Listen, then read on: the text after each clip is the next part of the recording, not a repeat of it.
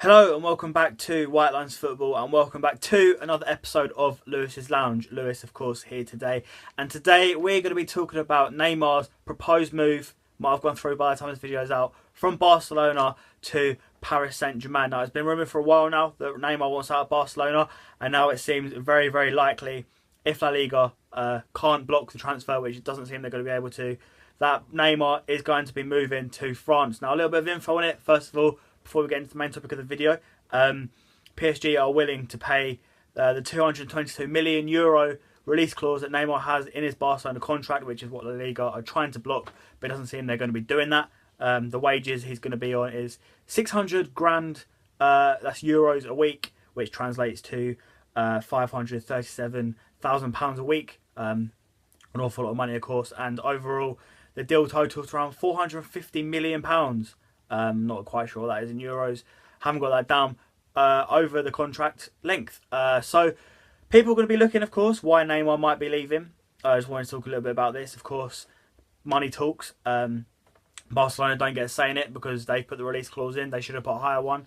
I think Ronaldo's is £1 billion at Real Madrid. They should have put a higher one in if they didn't want him to go. But there we go. They've put that in, and now he is off. Obviously, the money, like I mentioned, the wages. Neymar has told Barcelona he wants to leave the club. Or his wages going to play a factor. I mean, he's on a lot of Barcelona already. Does he want even more that he's going to get at PSG? And of course, his father is his agent, and it seems he's going to be making a lot of money out of it as well. And the move is sort of his father is the centre of the move, apparently. But the reason I look at it is for footballing reasons. Neymar, of course, part of MSN, which is going to be no more. Messi, Suarez, Neymar. And he's always a Messi shadow, isn't he?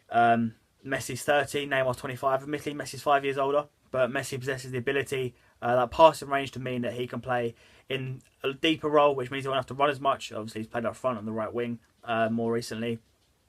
He could play in that central attacking midfield role. He could probably play for another 5 years at the top level, still being the best player, maybe. Depends what people do coming through. Valverde, the new Barcelona manager, he likes the central attacking midfielder in his 4-2-3-1. We'll get onto that a bit later. But I do think Messi could play there for a long time, which should mean Neymar's 30. And obviously he'd be getting on then. People like Mbappe be coming through, be reaching their peaks, and he'll be running out of time to win the Ballon d'Or. Now, the Ballon d'Or is valued very highly in Brazil, and if he doesn't win it, it'll be seen as some sort of a failure, because obviously when he was at Santos, he's tipped to be the next great thing. He's gone to Barcelona. Now he wants to go to PSG, where he no longer will be in Messi's shadow. He'll be at a different club, and you can't win the Ballon d'Or if you're not even the best player at your club. Obviously, PSG struggled last season. Obviously, went out to Barcelona in the Champions League with that famous comeback that we remember. Lost Ligue 1 to Monaco. But, of course, they will want to be reshaping, and with Neymar, that'll be a very, very step in the right direction. So Neymar will be getting on when Messi retires, so he'll be running out of time. People will be coming through, and for me, I believe that Neymar is heading that way because he wants to win the Ballon d'Or. He wants to be the main focus of attention rather than always being in Messi's shadow. And for me, that's just why he wants to move on. So, we're going to talk about how Barcelona can replace Neymar now. As I mentioned, it's the end of MSN, Messi, Suarez, Neymar. And I'm looking at possible two formations that Barcelona could use. Obviously, new management. Valverde has taken over Luis Enrique. You could, of course, obviously you haven't got part of that front three anymore, go to a 4-4-2 diamond, which has been used so efficiently recently in the football game. Suarez and Messi up top. This seems the less likely of the two, I just want to point out. Suarez and Messi up top, could that be? That would mean they need a centre attacking midfielder. I mean, Rakitic could play there, but, you know, who you going to play deeper? You've got to think of that as well. Messi could go into attacking midfield in that formation. Obviously, that is a very exciting prospect, seeing Messi in central attacking midfield. As I said, he'll probably drop into that role at Barcelona as he gets older. That means they need a striker. They've got Paco Alcacer, Munir, Deulofeu back from Everton that could play there, but it's not really the world-class name you want. So if they look at Aubameyang, or they look at Dybala if they're going to do that. But Valverde does like the 4-2-3-1, which is more or less a 4-3-3, just with that more advanced player rather than the one sitting, if you get what I mean, and you know the formation. It does move to a 4-2-2-2 in defence, so we need to take into consideration the wingers that are going to defend. Neymar didn't like doing that, as we've seen at Barcelona, but he will need to take that into consideration. But if he did go to the 4-2-3-1, Suarez would play as the 9, as the 1. I think that's very clear. And that leaves a bit of confusion when Messi would play. Would Messi play on the right where he is? They'd need a left winger then. Obviously, probably Rakitic would play in Cam, which is a straight swap for Neymar. Would Messi play in Cam? I've just broken my flag, but would Messi play in Cam? That means they probably need a left winger and a right winger. Guillaume Balaguer of Sky Sports and a journalist in Spain has argued that Barcelona have identified Coutinho, Griezmann and Dembele as their 3 replacements for Neymar. Now, none of them, arguably, are naturally left wingers. Coutinho played a lot for Liverpool, but he's a lot more effective deeper. We've seen that at the end of last season. And I think we're going to see that this season as well, if he does play that deeper role under Jurgen Klopp. Coutinho, they'll probably have to pay upwards of 90 million because Liverpool said he's not for sale. And they can hold on for him all they like because although it's a lot of money, Barcelona have got to stick to what they think he's worth. How much he's going to replace Neymar, how much they want to spend the money on it, on the player. And he's so vital to Liverpool. He's the centre of what they're doing. The team's more or less built around him, especially with him playing deeper. And I think Liverpool do want to keep him. Griezmann doesn't want to leave Atletico Madrid. Obviously, he's come out and said because of his proposed move to Man United collapsed after Atletico Madrid's transfer ban. He doesn't want to do that to Atletico, but he probably will leave after. So maybe that's an option Barcelona could look at. But obviously, they want a quick solution. And I think that would mean that they don't want to go for Griezmann. Moussa Dembele as well. Not Moussa Dembele, Ousmane Dembele as well. Obviously, naturally on the right at Borussia Dortmund. Very, very good player. Tipped well for the future. But would he want to play on the left? I'm not sure. Balaguer has said that they're most confident of signing Dembele.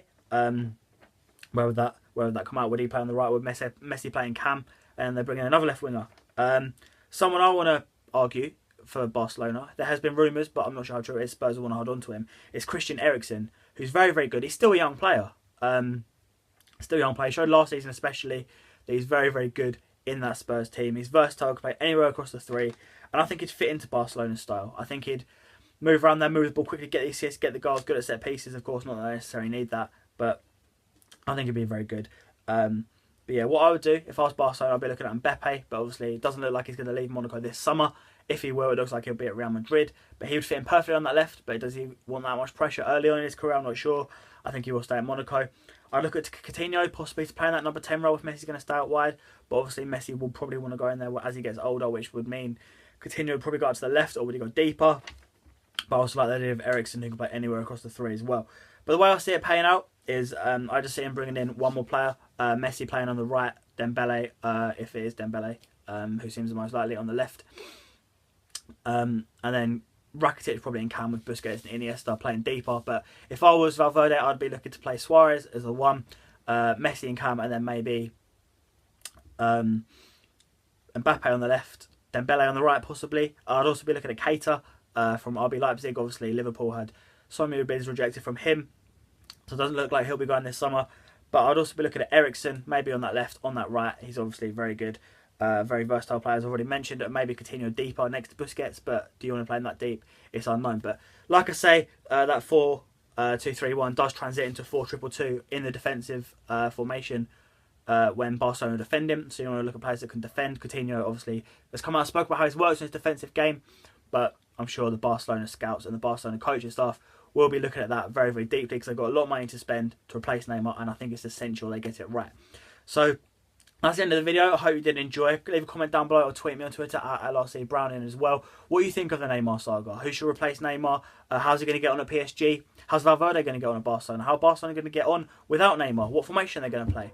But that's all a matter of opinion. So let me know what you think. Please like the video if you did enjoy it. Please also subscribe, comment down below. Check out the League One podcast as well. Great bunch of lads over there who are our new latest, we haven't had one before, but who are our new partners. Check them out. Great content over there. Link in the description. Follow the White Lines Media Twitter. Follow the White Lines Media Instagram. That's recently been launched as well. I hope you did enjoy the video. Check out White Lines F1, of course. Please like, subscribe, comment down below, and I'll see you next time. Goodbye.